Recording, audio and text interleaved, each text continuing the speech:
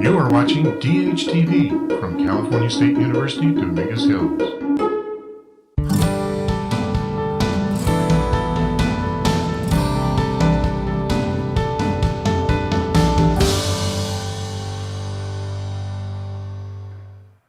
So let's start with part 2 and understand the spiritual conquest. Now, coupled with the military and material conquest of central Mexico is the spiritual conquest. Now, like Castilian society as a whole, the church is also a part of the crusading adventure, especially after Spain had experienced 300 years of reconquering the land from the Moors, from the Muslims. So this is known as a Reconquista. So the church was a crusading institution. And the prospect of mass conversions for the church, of course, is very exciting to the Pope. So all kinds of orders are going to be moved towards the Western Hemisphere in the expansion. As much as there was a material expansion, there is the expansion of the church itself. So all kinds of orders are going to benefit from this particular expansion. Franciscans, Dominicans, Augustinians. Basically, as one historian said, they were the shock troops of the spiritual conquest because they preached, they converted, they baptized, they built, they educated, they wrote, they researched, they administered. So that by 1560, they perhaps numbered 1,000. They established by 1560 in a 40-year period, 160 convents. Now the Franciscans are the ones that are going to be important for us. Franciscans, first Jesuits and then Franciscans, because they dominated the center, the west, and the northwest, while the Dominicans dominated Central America and the south. Now the densest concentration of missions at the very beginning is going to be in the heartland, in the Valley of Mexico. So when you go into the Valley of Mexico, you'll see missions everywhere. Churches established everywhere. Franciscans often gained a brutal reputation, sometimes using the sword, the stocks, and the whip to join souls for Christ, whereas Dominicans preferred a gradual, cautious strategy of conversion. Now, one of the things that's most important is to recognize that the church is likewise involved in transforming native peoples. And one of the things that the church is going to do is they're going to transform native peoples into Spanish-speaking workers for the material conquest. So the church is working hand in glove with the material conquest. Material conquest can't work without the spiritual conquest. Now, the church will do whatever it can to also participate in that process of assimilation, negotiation, and of course, eliminating resistance. So the church is very important in trying to transform native societies, and it becomes a very important cog in the wheel of conquest and colonialism in creating settler societies, settler states. So let's go to a film clip and let's see what happened to the Mayan as the church moves in and destroys their history. Spanish arrived on the shores of the Yucatan. All right, Peter Weller for the History Channel. Now, isn't that amazing? I mean, it's the allure of the Mayans. You know, the whole idea, we have to understand about historical artifacts and the archives. What Diego de Landa understood is you need to destroy, you need to rob, you need to loot the archives. Because when you take away the history, then you take away the identity of the population. New histories have to be written favoring the conquerors. So historical revision introduces us to the prejudices, creating a distinction between us and them. And now I want to address this because what the film talks about, even though it's saying all of this greatness of the Mayans, was guess what? And despite all of the talk of decimation, despite all of the talk of annihilation, despite all of the talk of 90% of the population was disappeared, yes, native peoples had to deal with this annihilation and decimation. But you know what? We're still around. We haven't left. And the Mayans are still from Honduras all the way into the Yucatan. But we need to understand, again, the significance of the conquest, the significance of creating colonial settler societies and eliminating those who are already here. Because then all of a sudden it's just like, for instance, you get all of these films that they go and fascinate. They're fascinating. The Mayans were fascinating way back then. Well, what about the Mayans right now? What about all those children that are on the border right now trying to find some kind of escape from all the violence that the United States has been created in Central America that causes them to come up north? What's going on along the border right now with this administration that is separating children from their families? That's the Mayan. Those are Mayan peoples. They're still around. We're still here. We have not left. So welcome to the Chicano experience. Again, like I shared with you, historical revision introduces the prejudices, and the prejudices continue into this day, even with films like this. They're fascinating, but you have to understand the underlying feature here. Peter Weller might be amazed at the Mayans, but what about the Mayans today? Where are the Mayans today? What's happening to them? And this is very important because there's many Spanish spiritual leaders who were involved in the exploitation of native peoples, and they served very important political roles. And so there's names like Franciscan Juan de Zumarraga. He was the first bishop of Mexico, and the guy was supervised large concentrations of native labor forces. He was most ruthless. We're going to run into a Dominican friar named Bartolomeo de las Casas, and there's another Franciscan named Toribio de Benavente, which is known as Motolonia, which means poor in Nahuatl. You do get priests who kind of come to a revelation saying that this is not right, and they became defenders of native rights. In fact, Bartolomeo de las Casas is going to advocate for native rights once he realizes what he's doing, what he's committing in this thing called genocide, because he's a participant in it, and he's going to realize that he needs to go to before the Pope and tell the Pope that native peoples are human beings. You can't just go and massacre them and murder them, that they are actually human. Now we're going to go to a film clip from another documentary entitled Christianity, the Second Thousand Years. We're going to appreciate that the role Christianity played in enslaving native peoples first and then Africans. And in the middle, we're going to encounter Father Bartolomeo de las Casas. But let's appreciate, and again, let's understand again the conquest of Mexico, the conquest of the Caribbean. The 16th century is a turn point in Christian history. Let's appreciate something about church historian Justo Gonzalez, what he's talking about in terms of the atrocities that were committed by the church. There's no way to deny them. The atrocities were there. What Columbus initiated and what the Spanish will do, everyone else is going to replicate. The British, the French, the Dutch, all in their attitudes towards native peoples and then their attitudes towards Africans. So the black beans and the red beans are going to face the racialization process from the white beans. I liked what Justo Gonzalez was sharing, the church historian, what he was sharing about Cortez, and especially the way that he described him as he was a very sincere Christian who was also a thief and a murderer. So let's understand and appreciate something about the priests, because the priests are also going to be the ones that are going to be writing historical and anthropological studies of native societies. Andrés de Olmos, Bernardino de Sahagún, and Ramirez de Fuenleal, who became the president of the Second Audiencia, as they will be interpreting and historically revising native experiences.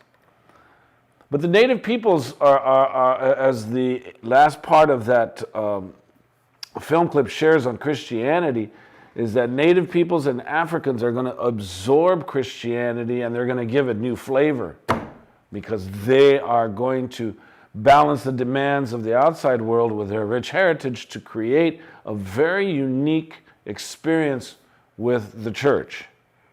In the eyes of the friars, native peoples are spiritual children. This is the attitude that they take towards native societies, is that, oh, they're just kids, they're infants, they're like very meek and docile, and we need to help them out. They were seen as special wards. They were looked upon as meek, docile. They were they're industrious, but yet they're innocent.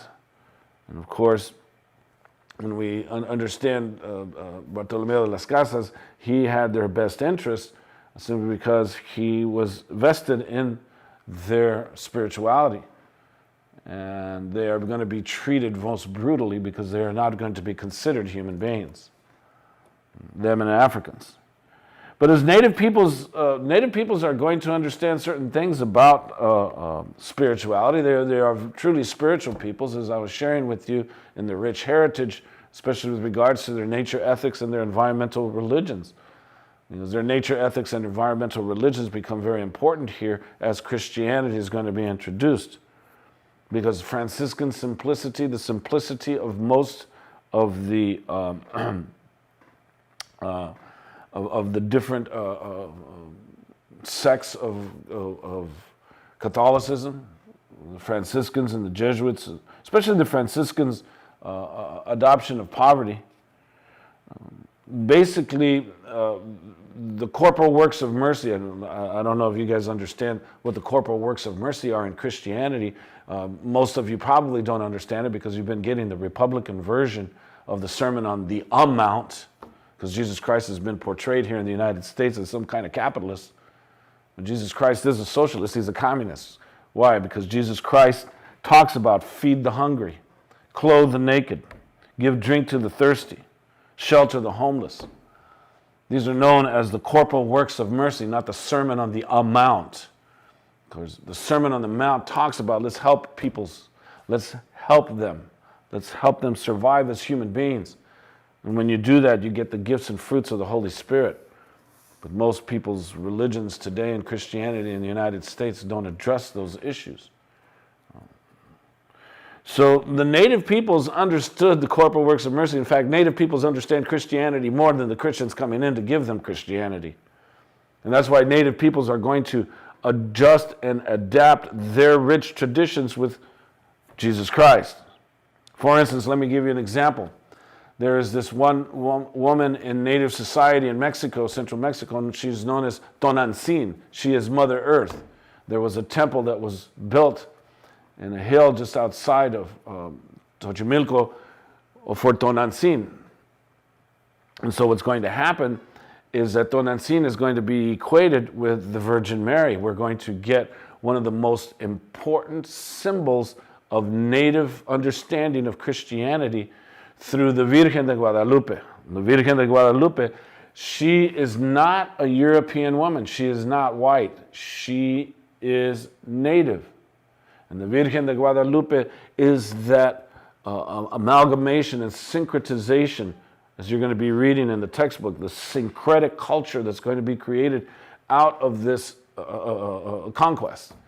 Because native peoples, one of the most important things about acute disillusionment that robs life of its meaning is that you have to look from within by which to say, hey, you know what? We are proud of who we are. And so here you have a very, very familiar symbol in Mexican iconography, in the Chicano experience, and that's the Virgen de Guadalupe. And everybody knows the Virgen de Guadalupe. She is a native experience. She is unique. It's not a European experience. It's a native experience. And the Virgen today, what is the Virgen all about? It is about the search for economic justice, the search for social justice. It's the search for justice. So here we have a very important part of what the last statement in that film clip about was that they gave the church a new flavor. They provided the church with a new orientation, both African and native. Quetzalcoatl was equated with St. Thomas, just to give you some other examples. And Cosijo was equated with St. Peter. The Basilica of Guadalupe Guadalupe, the Virgen de Guadalupe, the Basilica of Guadalupe was built on the sacred hill of Tonantzin. Now, native peoples throughout, and we're going to be learning in this class, the native peoples throughout are going to be building churches, just like the missions that you see around here in California or in Arizona or in New Mexico or Texas. Native peoples will build churches throughout the Western Hemisphere. And just as easily, they will burn them in an instant when priests or the friars became overzealous and oppressive. So every church has a history of being built and being burnt and being rebuilt. Now, Franciscans are ultimately going to come into conflict with those who are involved in the material aspect, the Spanish elite. In fact, they will describe the Spanish elite with contempt.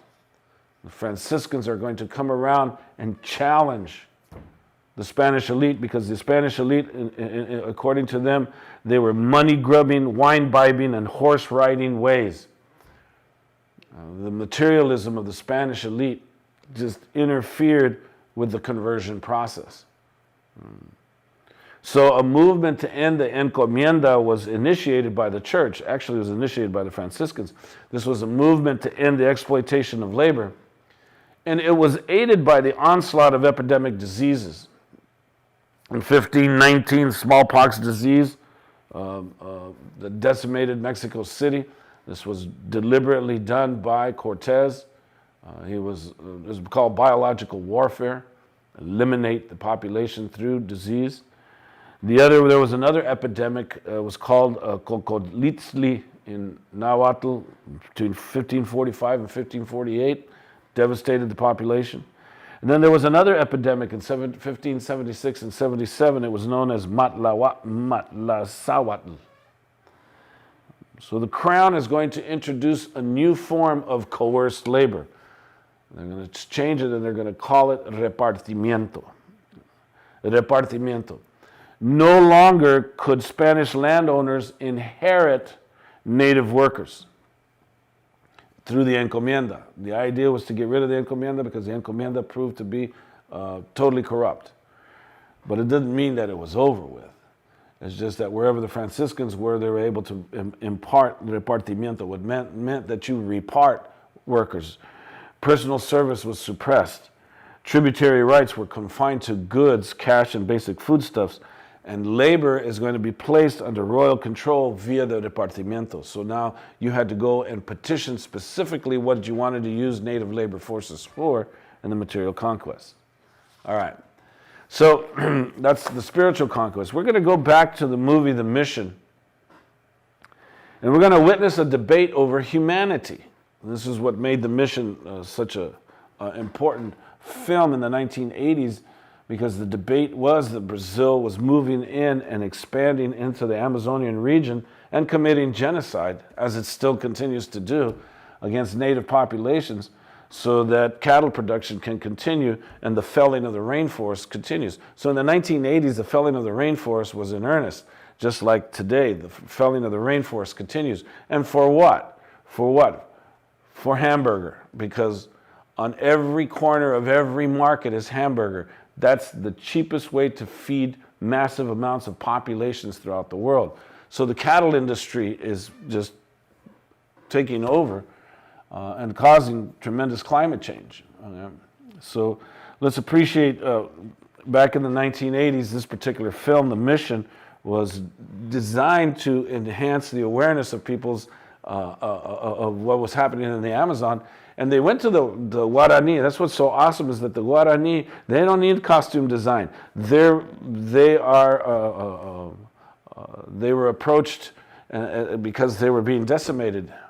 They were losing their land base. Today's modern film, I guess, that matches that is Avatar, because Avatar was another means by which Hollywood could at least show what's still going on in the Amazon. But people's appetite for hamburgers just continuous, and I'm guilty of that because I like hamburgers. I like especially In-N-Out burgers, but that's I have to transform myself with regards to my own consumption. It's leading to climate change because cattle is producing climate change, is creating climate change. But let's appreciate something with regards, let's go back to this movie and let's witness a debate over humanity. Only the debate pits the Jesuits against Spanish slave raiders who are assisting Portuguese expansion. So let me just catch you up to what's happening, because this is a debate that was occurring between Brazil and the Spanish Empire, between Portugal and the Spanish Empire, because they have to carve out a boundary. And if you take a look at today's boundary between Brazil and Venezuela and Colombia and Ecuador and then Paraguay or Uruguay, all the way down, that they're negotiating that border at this time, and that's what the mission is all about. There's a border, I think it's between Ecuador or Venezuela and Brazil. And so the Portuguese and the Spanish are involved in trying to settle where the border is going to be, and so the church is caught in the middle.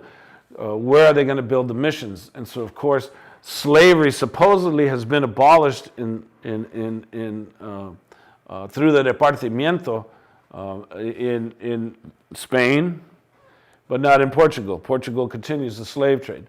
So slavery.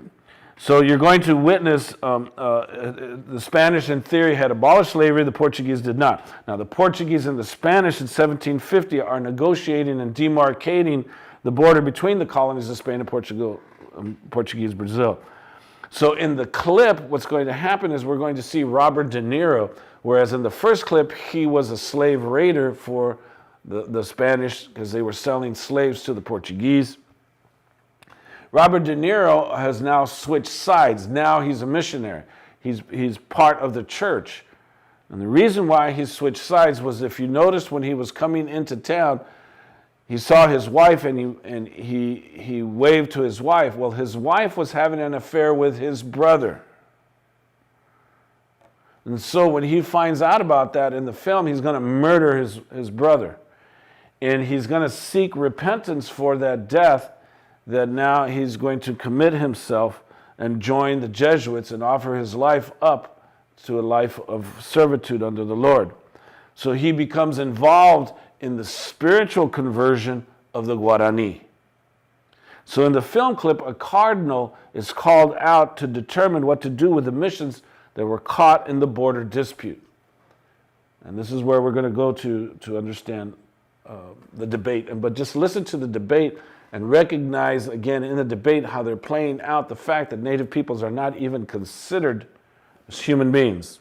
And this is the key, because even though the scene recreates the middle of the 18th century, this debate was formed in Mexico and the Caribbean upon arrival of Columbus and Cortez.